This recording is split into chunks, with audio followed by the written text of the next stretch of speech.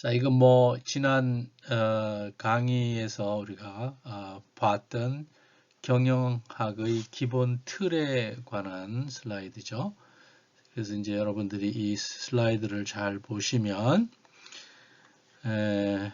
지금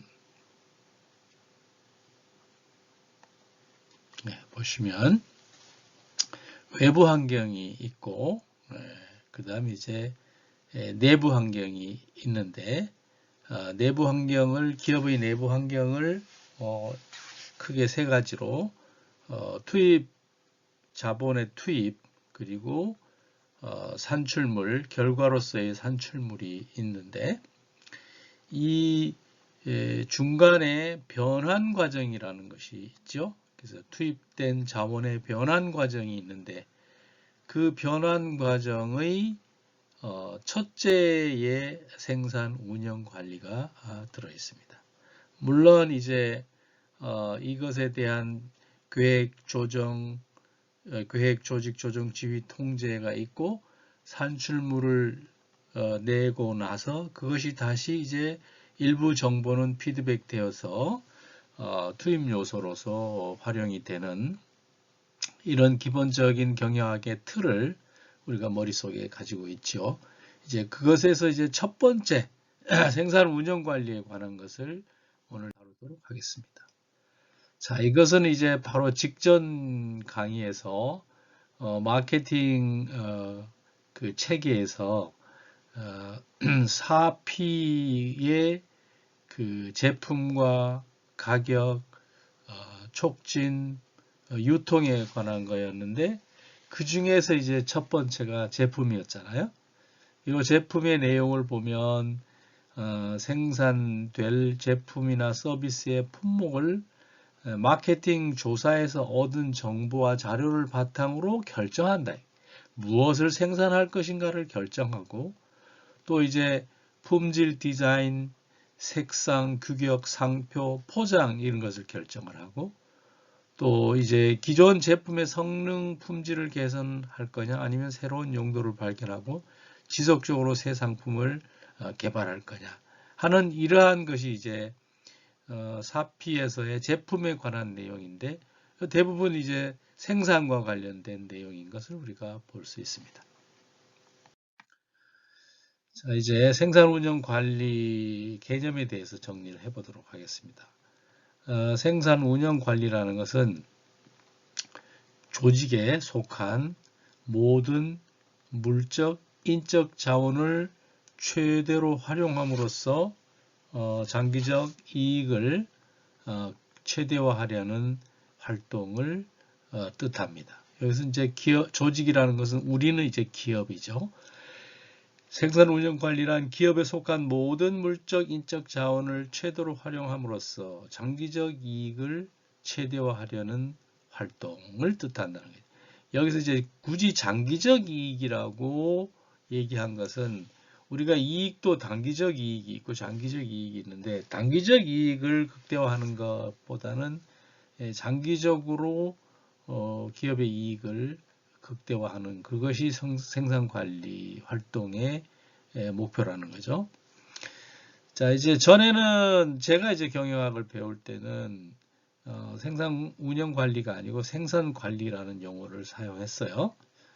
그런데 이제 그 이후에 이 생산 관리라는 것이 너무 범위가 좁다. 그래서 생산 운용 관리, 그래서 Production and Operations Management라는 용어를 이제 사용하게 되었습니다. 왜 그러냐면 그 이전에는 생산 관리가 주로 제조업에서의 그 생산 활동을 연구 대상으로 하였는데 이제 점점 그 국민 소득이 높아지면서 제조업의 제품 생산보다는 오히려 서비스 생산의 비중이 점점 더 커지기 때문에 서비스 생산까지 포함하려고 하는 개념으로는 오히려 생산 관리보다는 생산 운영 관리라는 개념이 더 사실에 부합한다. 이런 결론에 이르게 된 것이죠. 자, 생산 관리에서 생산 운영 관리로 넘어온 과정을 조금 더 자세히 알아보면 그 생산 관리, 프로덕션 매니지먼트는 이제 좁은 의미의 생산 활동을 대상으로 하고 그 제조기업의 재화 창출 활동으로 인한 물리적, 화학적인 가치 창출 활동에 관련된 부분으로 연구 범위가 한정돼 있었다는 거죠. 이 좁은 의미의 생산 활동을 연구 대상으로 할 때는 자, 그런데 이제 Production and Operations Management, 생산 운영 관리로 이제 용어가 바뀐 것은 생산 운영 관리는 그 포괄적인 개념이고요. 생산 관리보다는 재화의 창출 같은 가시적인 가치의 창출에만 한정되어 있지 않고 서비스업을 포함한 모든 가치 창출 활동을 연구 대상으로 생산 연구 대상으로 생산과 관련한 연구 대상으로 하게 되었다는 것이죠. 그래서 지금은 뭐 보편적으로 생산 운영 관리라는 말을 쓰고 있습니다. 자, 이제 우리가 그 경영학의 발달 과정에서 그 산업혁명과 생산관리 이런 것에 대해서 공부를 했잖아요. 그러니까 경영학의 초기 경영학의 연구 대상은 주로 생산관리였다는 거죠. 이제 산업혁명이 1760년에서 1830년까지 약 100년 동안 이제 그 증기기관이 발명됨으로써 증기기관의 등장으로 이제 기계가 등장해서 그 종래의 수공업 손으로 만들어서 사람의 이제 노동력으로 만들어서 소규모 생산을 하던 때에서 대량 생산의 공장제 기계공업으로 전환된 그 산업상의 일대 변혁을 우리가 산업혁명이라고 하고 지금 우리가 4차 산업혁명을 앞두고 있잖아요. 4차 산업혁명 와중에 있잖아요. 그래서 이 증기기관의 발명으로 비롯된 산업혁명을 뭐라 그러냐면 1차 산업혁명이라고 한다는 거죠. 여담으로 이 산업혁명이 일어나기 이전까지 그 수천 년 동안 인류 사회의 국민소득 증가율은 연 1%도 미치지 못했습니다. 그래서 왜냐하면 수작업이나 이렇게 인력이나 그 말이나 소 이런 것들의 힘을 빌려서 했기 때문에 그렇게 높은 부가가치를 창출할 수가 없다는 거죠. 그래서 그때는 뭐냐면 전쟁을 일으켜서 남의 나라를 침략해서 그 나라의 그 인력, 노동력과 그 나라가 만들어 놓은 그 재화를 약탈하는 것이 유일하게 국가의 부를 늘리는 방법이었어요. 그런 시대를 뭐라고 하냐면 제국주의 시대라고 한다는 거죠. 그러니까 전쟁에서 지면 그 진 나라의 국민들은 모든 것이 끝장나는 거죠. 그게 불과 몇백 년 전 얘기라는 거예요. 이제 산업혁명이 일어나고부터 인류의 각국의 국민소득의 성장률이 아주 빠르게 일어나게 된 것이죠. 자, 여기서 이제 증기기관을 제임스 와트가 발명을 했고 그 증기기관을 발명해서 물레를 돌려서 옷감을 짜던 것이 이제 증기기관으로 엔진을 돌려서 방직 기계를 대규모로 돌릴 수 있는 그런 시대가 온 거죠. 그리고 또 뭐예요? 그 범선이나 노를 저어서 다니던 배가 이제는 뭐예요? 증기 터빈을 돌려서 배가 움직일 수 있다 보니까 더 크고 또 더 무거운 쇠로 만든 배를 만들 수 있었던 거죠. 그 다음에 이제 우리가 그 아담 스미스의 국부론에서 봤던 분업, 그 옷빈을 한 사람이 만들 때보다 그 옷빈을 18개 공정 과정을 나누어서 나눈다는 게 분업이죠. 그 분업을 해서 그 10여 명의 노동자가 옷빈을 생산하면 하루에 수만 개의 옷빈을 생산할 수 있었다는 거죠. 이 부업이라는 것이 놀라운 말하자면 생산 컨셉이었던 거죠. 자, 그 다음에 여기 이제 또 하나 흥미스러운 것이 이제 호환성 부품이라는 거죠. 그러니까 그 이전에는 부품의 호환성이 없어서 그 A라는 제품에 들어갔던 나사, B라는 제품에 들어갔던 나사가 다 달랐단 말이죠. 요즘 여러분들이 그 삼성 갤럭시나 다른 스마트폰하고 충전기 잭이 다르죠. 그 왜 그래요? 그 서로 호환성이 없기 때문에 그런 거잖아요. 그래서 이 호환성으로 인해서 표준화해서 표준연구소라는 게 있잖아요. 표준화해서 이제 산업혁명의 큰 원동력이 된 것이죠.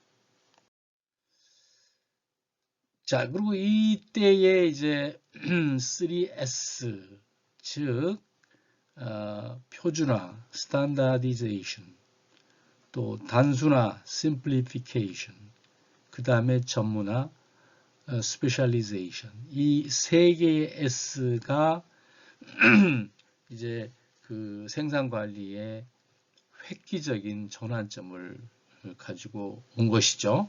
그래서 이거 중요합니다.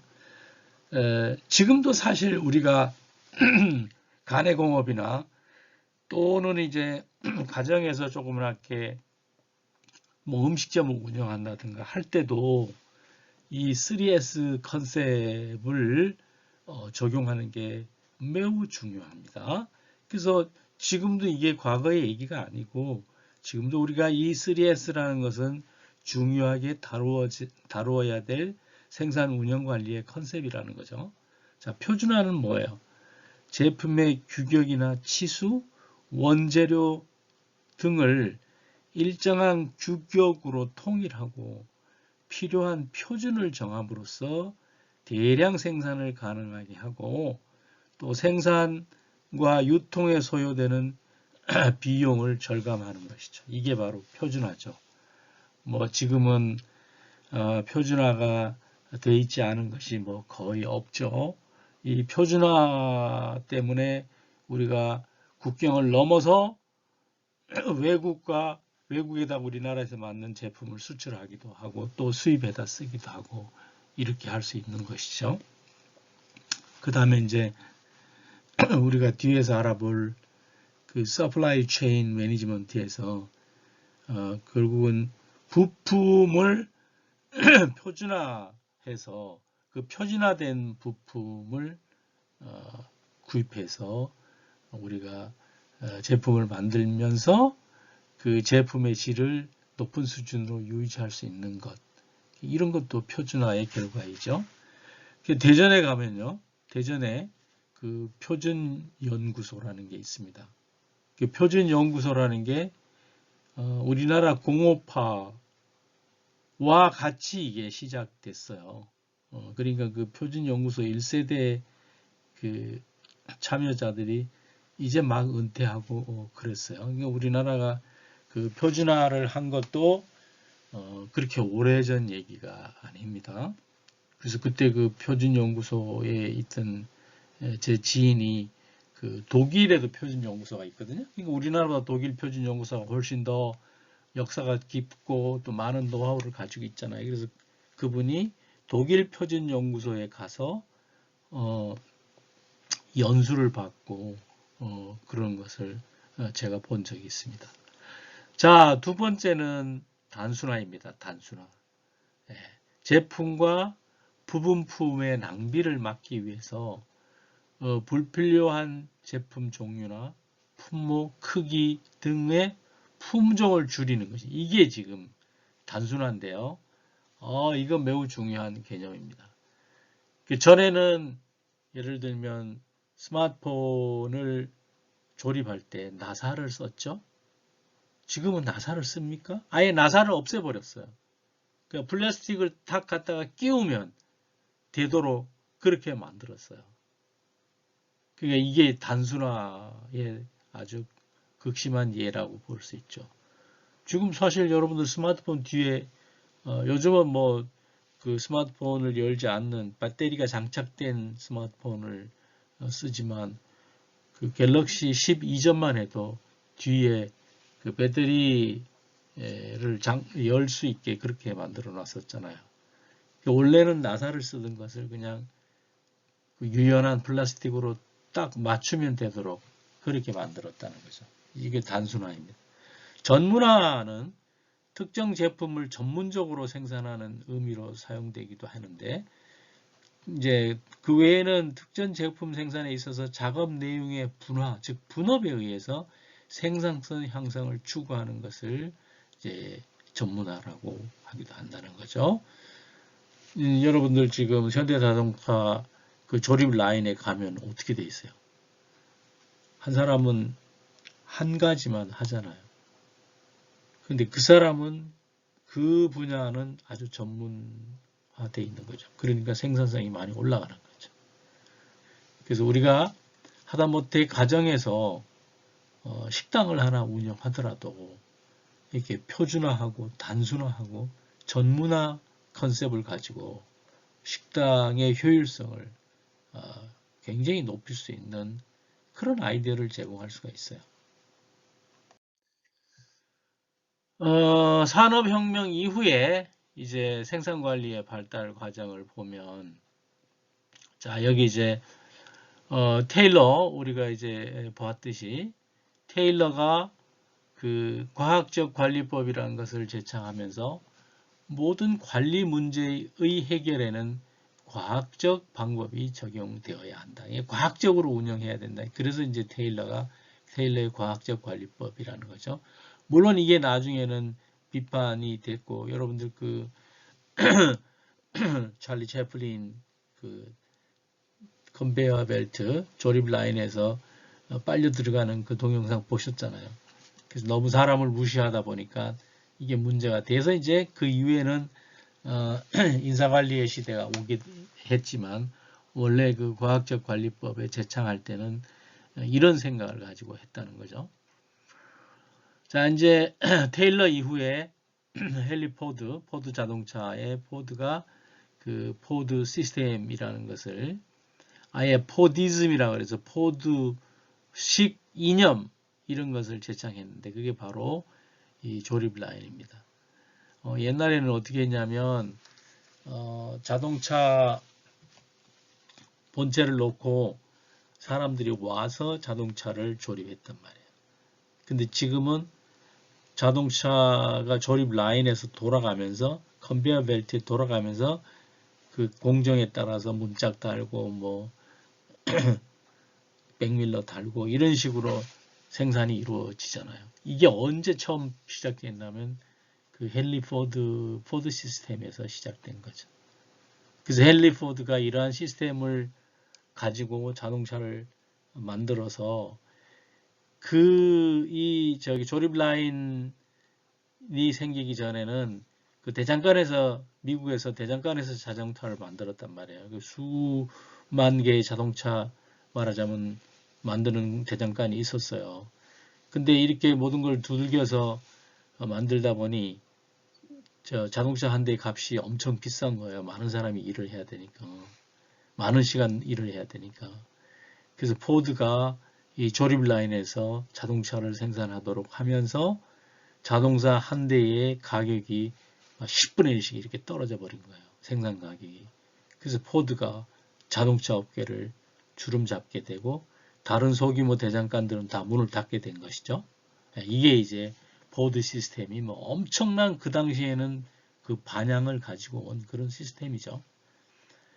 그 다음에 이제 생산 전략의 중요성을 스키너라는 사람이 이제 역설을 했고, 그 후 얘기입니다. 그 다음에 이제 이 생산 관리를 더 효율적으로 하기 위해서 그 오노라는 사람이 일본에서 just in time, 그러니까 재고를 전혀 가지고 있지 않고 도요타 자동차에서 부품이 공급업체에서 가지고 오면 그게 바로 조립 라인에 투입이 되고 재고를 가지고 있지 않는 just in time 컨셉이 나왔고, 그 다음에 이제 total quality management, TQM, 그 품질 관리라는 컨셉들이 또 나오기 시작했습니다. 이런 것들이 다 생산 관리의 발달과 관련된 스토리들입니다.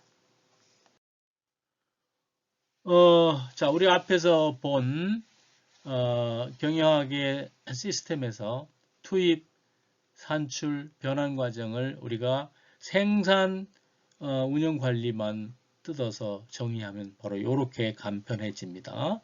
자, 투입은 원자재, 자본, 설비, 인력, 정보, 에너지가 이제 투입이 되고, 이게 이제 가공이나 조립으로서 변환 과정이 일어나고 완제품 또는 서비스가 이제 산출물로 나오게 되는 거죠.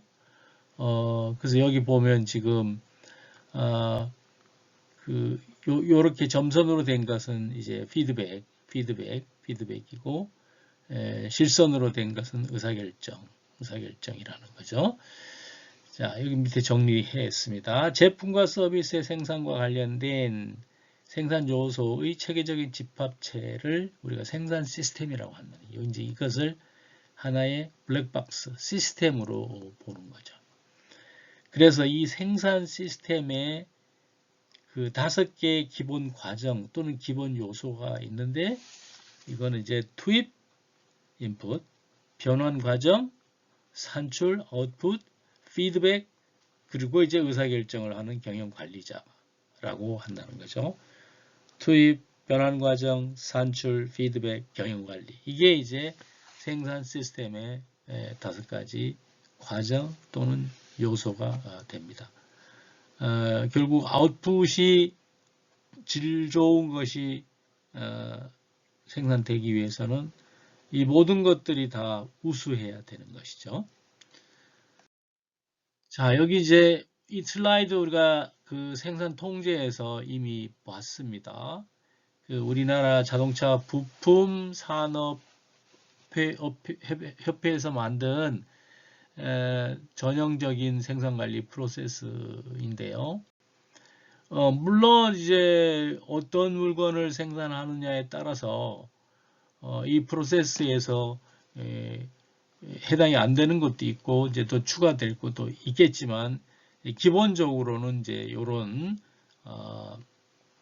생산관리 프로세스를 보여준다는 거죠. 자, 우리가 뒤에서 이제 재고관리에 대해서 잠깐 알아볼 것이고요. 그 다음에 이제 생산성 분석, 이건 통제 활동의 하나라는 것이었고, 그 다음에 이제 서플라이 체인 매니지먼트에서 다른 회사로부터 자재 이런 것들을 가지고 오는 그런 것도 이제 다 여기에 들어 있습니다. 그래서 이제 여러분들이 생산 운영 관리를 완벽하게 이해하는 것은 뭐 원론 수준에서는 무리가 있고요. 이런 그 구체적인 사례들이 있다라는 것을 한번 보면서 생산 운영 관리에 있어서 그 전형적인 이슈가 뭐 어떤 것들이 있나 이런 거를 살펴보는 정도로 원론에서는 공부하고 이제 넘어가면 됩니다. 자, 우리가 생산 운영 관리 시스템을 얘기할 때, 요 시스템 5가지 요소를 가진 시스템을 얘기하고, 그 이 시스템은 이제 주변 환경과 불가분의 관계를 맺고 있죠. 근데 요 지금 박스 안은 이거 보니까 뭐예요? 이것은 우리 기업 내부 환경이고, 요거는 이제 경제 여건, 정부 규제, 경쟁 기술 이런 것들은 기업의 외부 환경이죠. 그래서 이제 우리가 재무에 대해서도 배울 거고요. 구매라는 것은 생산 운영 관리에 이제 해당이 됩니다. 엔지니어링, 인사, R&D, 연구개발, 그 다음에 마케팅, 그 다음에 수송은 유통과 관련이 되고, 그 다음에 이제 조직, 이런 것들이 이제 내부의 환경이고, 경제 여건, 2020년 5월, 6월 경제 여건이 어때요? 예, 코로나19 사태로 경제가 IMF보다 더 심한 불황에 빠져 있단 말이에요. 그래서 많은 그 기업들이 어려움을 겪고 있죠. 그 다음에 이제 정부의 규제, 뭐 환경 규제라든가 노동 규제라든가 이런 것들이 있고, 또 이제 우리와 경쟁하는 업체들, 그 다음에 이제 기술 발전, 뒤에서 우리가 혁신이라는 것에 또 정리해 보겠지만, 이런 것들이 다 기업의 내부 환경에 영향을 미치는 요소들이라는 거죠. 그래서 중심에 있는 생산 시스템, 이것이 지금 생산 운영 관리에서의 주된 연구 대상입니다. 자, 여기 지금 그 인터내셔널 페이퍼라는 회사가 있는데, 이 회사에서 생산 서비스 운영 관리 체계를 아주 간단하게 정리를 한 것이 이제 요 슬라이드인데, 자, 우선 장기 예측을 해서 수요 얼마나 이게 물건이 팔릴지, 종이가 얼마나 팔릴지 그런 것들, 그 다음에 이 수요에 맞는 생산을 하기 위해서 이제 들어가는 비용, 그 다음에 우리는 그러면 얼마나 공급을 할 건지, 우리가 공급하기 위해서 우리의 생산 능력은 어떻게 가져갈지. 공장이 부족하면 공장을 지어야 되잖아요. 근데 공장을 짓는 데는 시간이 필요하죠. 그래서 이런 것들을 근간으로 전략적 기업 계획을 세우고, 이제 그 안에서 마케팅 전략, 생산 전략, 재무 전략을 세우는데, 여기서 관심 있는 부분은 생산 전략이죠. 자, 그래서 생산 전략이 세워지면 그것을 달성하기 위해서 요구되는 자원이 있어요. 혹시 뭐 여기 지금 종이 회사니까 그 나무를 키울 수도 있어요.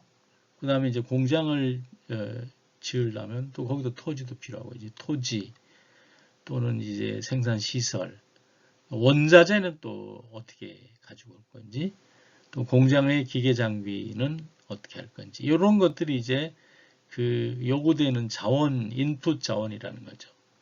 그래서 이 전략 계획에서 전술 계획을 만들고, 또 연간 이익 목표를 이제 작성을 기한을 하게 되면, 요 목표를 달성하기 위해서 운영 계획을 세우고, 그 운영 계획에 월별 생산량, 주문할 당량 이런 것들을 이제 구체적으로 운영적 계획 안에서 계획이 담고 있는 거죠. 물론 이제 이 밑에 가면 또 더 자세한 계획으로 한 달을 20일 일한다고 보고 매일매일의 생산량 이런 것들을 계획을 할 수 있겠죠. 그래서 이제 종이 만드는 회사의 전형적인 서비스 운영 관리 체계가 이런 식으로 이루어진다는 것을 이제 보여주고 있습니다.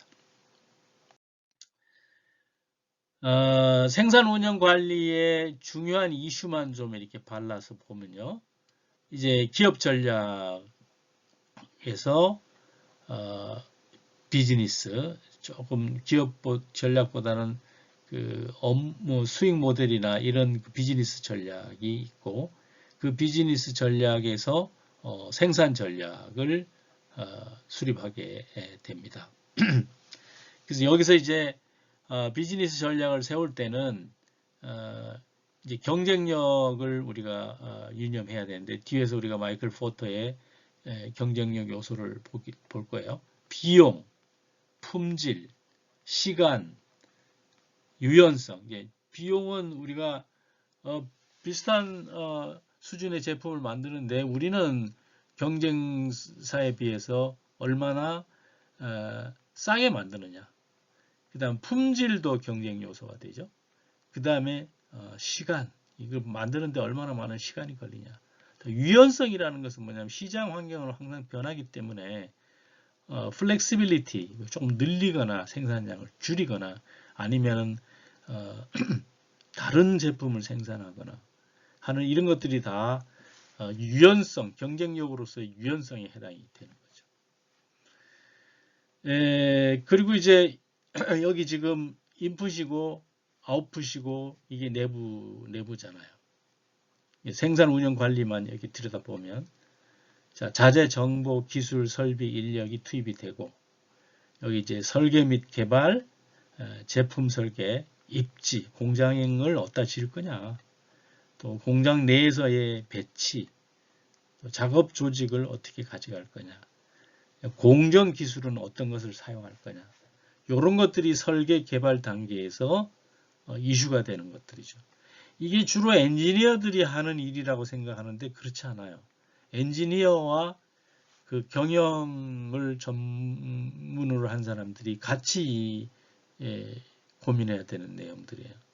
자, 그 다음에 이제 운영을 할 때 수요 예측, 생산 계획, 재고 관리, MRP, 그 다음에 품질 관리, 생산 능력, 프로젝트. 그래서 MRP 요건 뒤에 가지고 머티리얼 자재 계획인데 알아보고 그 다음에 이제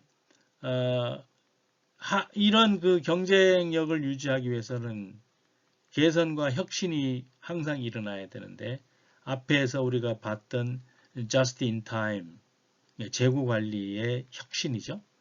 그 다음에 lean 시스템. 이 lean이라는 것은 아주 슬림한 시스템을 가져가는 거죠.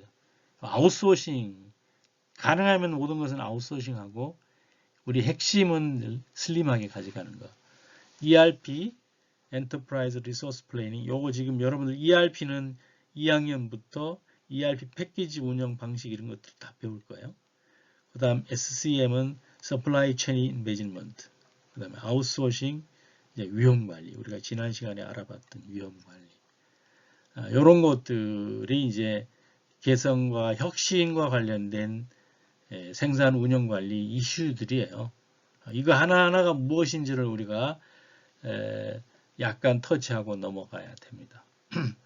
결국 이제 아웃풋으로 나오는 제품이나 서비스 이렇게 되는데 요거는 결국 뭐예요? 무엇의 인풋이 돼요? 마케팅의 인풋이 되는 거죠. 그래서 요 생산 관리의 그 주요 이슈를 이렇게 여러분들이 이 슬라이드 한 장을 머릿속에 기억하는 거 굉장히 중요합니다. 이게 무슨 뭐 큰 공장, 큰 기업 이런 것에만 해당되는 게 아니고 이 기본적인 컨셉은 그 규모의 크고 작음에 무관하게 있어야 되는 그런 요소들입니다. 그런 관점에서 우리가 생산 운영 관리를 바라보면 아주 흥미로운 분야라고 우리가 느낄 수 있어요. 자, 여기 이제 앞에 그 이슈에서 나타났던 몇 가지 낯선 용어들이죠. 여기서 MRP는 Material Requirements Planning인데 이게 자재 소요 계획입니다. 적절한 시간과 적절한 장소에 자재가 공급되는 것을 목적으로 개발된 방법으로 이게 이제 ERP로 발전했다는 거죠.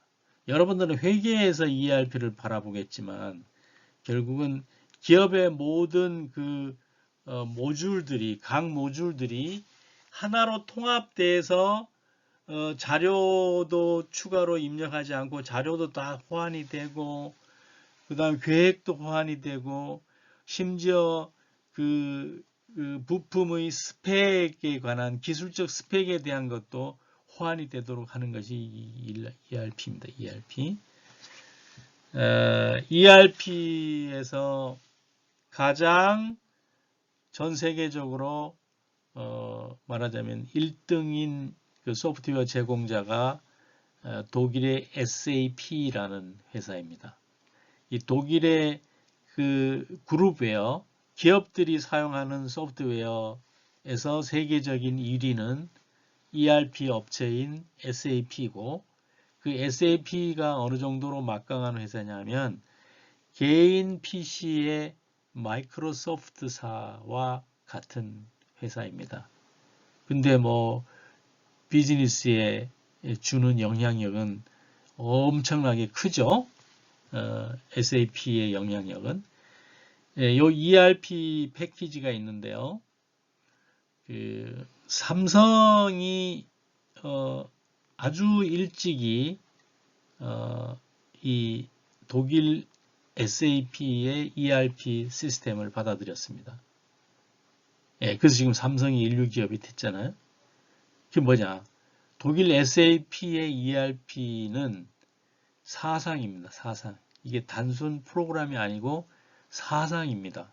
그래서 여러분들이 ERP라는 것을 접근할 때 너무 회계적으로만 접근하지 말고 나중에 여러분들이 ERP를 배울 때 이 ERP라는 게 기업 경영의 철학이고 사상이구나.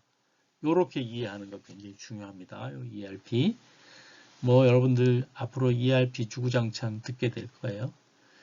그 다음에 이제 아까 얘기했던 그 just in time, 적기 생산 시스템이라는 거죠. 이게 생산에 필요한 요소를 부품, 제때에 투입함으로써 재고가 없는 생산 시스템이라는 거죠. just in time의 목적은 재고 최소화, 공간 전략 등을 통해서 비용을 절감하고 품질 향상을 통해서 이익과 투자 수익을 극대화하는 거예요. 일본의 도요타 자동차에서 이 just in time 컨셉이라는 게 처음 도입되었습니다. 특징으로는 대량의 반복 생산에 적합하고 한 공정에서 다음 공정으로 작업이 진행될 때 부품의 품질 및 전달 시간을 해당 작업자가 책임을 지는 그런 컨셉입니다. 이게 물론 한때에 제가 이제 경영학 공부를 하던 시기에 뭐 벌써 오래전 얘기죠. 이 just in time이 아주 획기적인 혁신안으로 경영학계에서는 연구되었었는데 물론 이 just in time은 그 납품업체의 희생을 강요하는 그런 컨셉이기도 하기 때문에 이게 어디나 적용할 수 있는 그런 것은 아닌데 그 사상 자체는 우리가 생산 운영 관리에서 한번 생각해 볼 필요가 있다는 거죠. 그 다음에 이제 supply chain management는 공급업체 관리입니다. 부품을 공급하는 업체와 이 부품을 구입하는 업체를 유기적으로 연결해서 하나의 기업처럼 움직이는 생산 시스템이죠. 사실은 하나의 기업이 아니죠. 부품 공급업체. 근데 이제 하나의 기업처럼 유기적으로 연결을 하는 것이 Supply Chain Management라는 거죠. 그래서 이 SCM의 목표는 유통업체 및 판매업체 그리고 생산업체가 정예의 공급업체를 선별한 후에 이들에게 지속적인 투자와 친밀한 관계를 맺음으로써 높은 품질의 제품을 공급받고 그 결과 좋은 품질의 제품을 제조해서 판매할 수 있다는 것이죠. Supply Chain Management. 이건 뭐 지금 와서는 아주 중요한 경영학의 한 연구 대상 과목이 됐죠. 자, 이제 아까 그 앞에서 기업의 경쟁 요소 4가지에 대해서 얘기가 있었잖아요. 품질. 좋은 품질의 제품을 원가, 저렴한 가격, 낮은 가격에 시간, 빠르고 또 소비자가 원하는 때에 유연성을 갖춘 생산 시스템. 여기는 유연성을 예를 자동차의 색깔이라든가 또 자동차의 그 유형. 자동차가 말하자면 주문 생산하잖아요, 요즘. 근데 이 주문하면서 소비자가 자기가 원하는 이러이러한 것을 원한다고 옵션을 정하면 그 옵션에 맞춰서 생산해 주는 그 유연성이 있어야 된다. 이것이 품질이 우리가 A 기업보다 좋으냐 나쁘냐, 원가가 A 기업보다 낮으냐 높으냐, 우리가 소비자에 응대하는 타이밍이 경쟁 기업보다 유리하냐 그렇지 못하냐, 또 유연성이 있느냐 없느냐, 이런 것들이 결국은 생산 운영 관리와 관련된 기업의 경쟁 요소라는 거죠. 자, 또 하나는 이제 기업의 경쟁력 요소로서 우리가 여기 지금 4P, 그 다음에 4C, 이거 다 이제 우리가 배웠잖아요. Product, Price, Place, Promotion. 그 다음에 4C는 Customer Value, Cost, Convenience, Communication. 요게 이제 어디까지 연결이 되냐면 Five Forces, 마이클 포터의 수익성을 좌우하는 5가지 경쟁 요인, 신규 진입 장벽, 또 대체품 위험, 공급자의 교섭력, 구매자의 교섭력, 경쟁 회사. 이게 이제 기업의 경쟁력 요소가 된다는 것이죠. 여러분들도 이제 직접 이 지금 예를 들면 이 마이클 포터의 5가지 경쟁 요인을 가지고 어떤 기업을 분석하거나 그렇게 해보면 그 이해를 훨씬 잘 할 수 있을 거예요. 자, 이제 생산 방식이라는 게 있어요. 그래서 이제 생산의 연속성을 기준으로는 연속 생산, 로트 생산, 개별 생산으로 나눕니다. 자, 연속 생산은 자동차 예를 들면 뭐 지금 그 제네시스 한 모델은 계속 그 공장에서는 그것만 생산하잖아요. 그런 게 연속 공장이죠. 그 다음 제빵 공장에서 빵을 구워낼 때 제가 대전 성심당에 거기서 이제 그 아침 식사 대용으로 그 식빵을 잡곡빵을 이제 사서 먹는데요. 그 잡곡빵은 연속으로 대량 생산하는 그런 공장이잖아요. 이런 것들을 이제 연속 생산이라 그러고, 그 다음 이제 개별 생산이라는 건 뭐냐면요, 하나하나 생산하는 거예요. 예를 들면 컨테이너 운반선을 대형 선박을 현대중공업에서 만들어서 얼마 전에 대통령 부부가 가서 그 완공식을 했어요. 이렇게 대형 선박 하나 만드는 것은 하나하나 생산하는 거죠. 근데 지금 그 4차 산업혁명으로 그 뭐라 그랬어요? 우리가 이제 운동화 하나도 개별 생산하는 그런 시대가 올 거라 그랬죠. 이게 이제 개별 생산입니다. 그리고 연속 생산과 개별 생산의 중간에 로트 생산이라는 것이죠. 여러분들 혹시 그 어떤 그 물건을 보면 그 로트 넘버가 뭐냐, 이런 거를 이제 AS 할 때 물어요. 그 로트는 뭐냐면 이 한 유사 품종의 묶음 생산. 이제 공장이 있는데 이 공장에 일주일 동안은 A 로트만 생산하고 그 다음에 2주 동안은 B 로트 생산하고 이런 식으로 그 로트 생산하는 거예요. 그래서 어떤 공장은 시간별로 로트 생산을 하기도 해요. 묶음 생산이라고 합니다. 자, 그 다음에 수주와의 관계를 기준으로 우리가 생산 방식을 예측 생산, 주문 생산, 부품 중심 생산으로 구분해요. 예측 생산이라는 것은 이제 소비자 수량을 예측해서 생산하죠. 소비 예측해서 이제 뭐 이 하이트에서 맥주를 생산해서 시장에 내보낼 때 이런 것들은 이제 예측 생산이고, 주문 생산인은 이제 소비자나 중간상의 주문 수량을 생산하는 거죠. 조금 전에 아까 제가 말씀드렸죠. 요즘 여러분들 현대 자동차 어떤 모델을 사려면 그 주문을 하잖아요. 이런 것은 주문 생산이라고 하는 거죠. 그다음에 부품 중심 생산은 조립 생산품의 부품 생산이나 그다음에 자동차 부품을 만들 때 이런 것은 이제 자동차 완성차 회사에서 주문하는 그런 부품 중심 생산이 되는 거죠.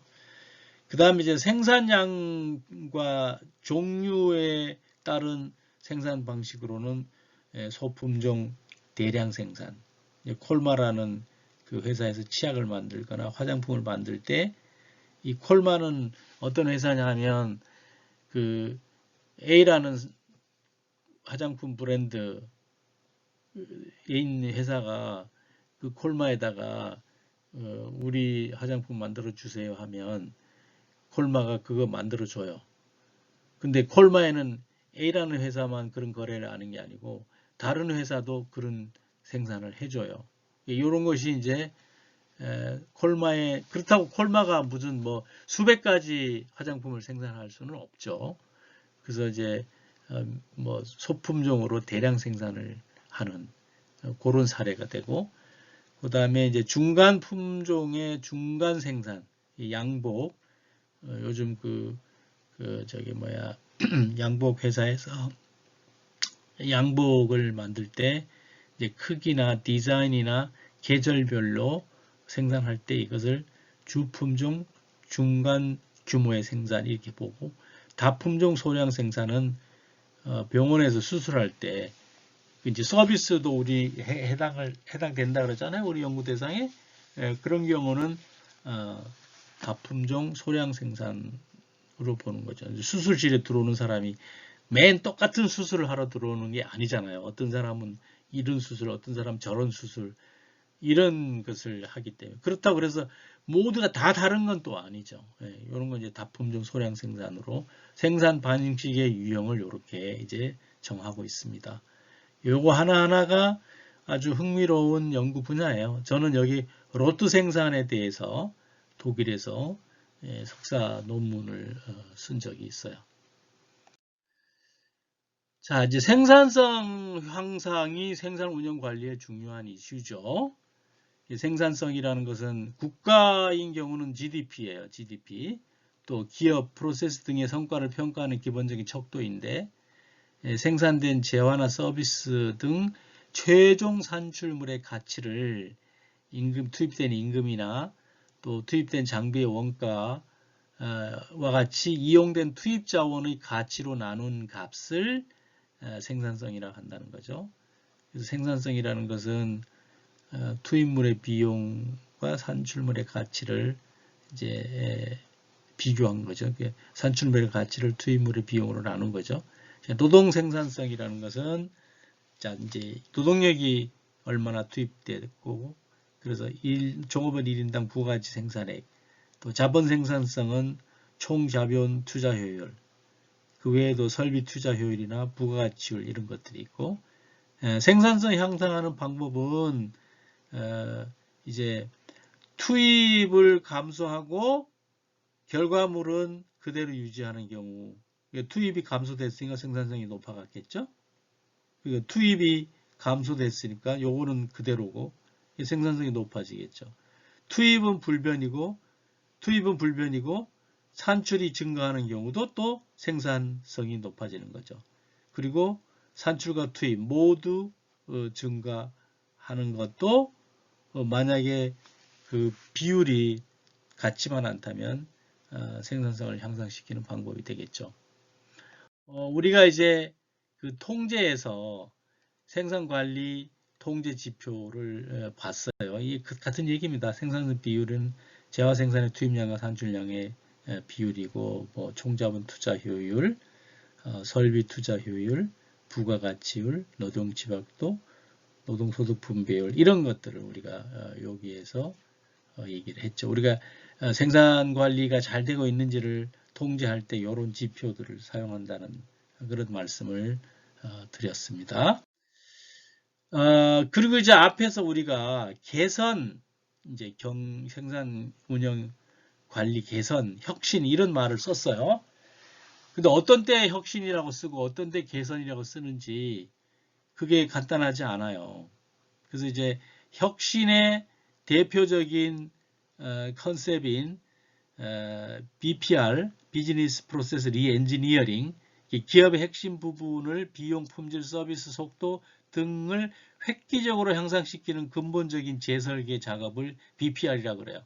그래서 경영 개선과 전면적인 BPR과의 차이점을 변화의 정도의 기준으로 보면 요거는 부가적인 거고 요거는 근본적인 교체를 얘기하는 거고, 또 시작점을 관점에서 보면 이건 현재 프로세스고 요것은 이제 아무것도 없는 것에서 시작을 해보는 것이 BPR 컨셉입니다. 변화의 횟수는 요거는 계속적이고 이거는 이제 한 번 일어나는 개혁이죠. 그 다음 소요 시간으로 보면 물론 경영 개선은 짧고 이 BPR은 오랜 시간이 걸리죠. 참여도는 요거는 이제 버텀업 상향식이고 이거는 탑다운 하향식이고, 적용 범위는 경영 개선은 좁고 BPR은 아주 폭넓은, 그다음 위험은 경영 개선은 위험이 그렇게 크지 않은데 BPR은 실패하면 회사가 위태로워질 수도 있어요. 기본 도구는 경영 개선은 통계인데 BPR은 정보 기술이라는 거죠. 변화의 종류는 문화적 변화라면 이건 문화 및 구조적 변화. 이것이 이제 개선과 혁신의 차이점을 이러한 기준으로 다시 한번 상세히 쪼개 본 것입니다. 그래서 1교시는 여기서 마치도록 하겠습니다. 이제 2교시에서 나머지 계속 설명하도록 하겠습니다. 수고하셨습니다.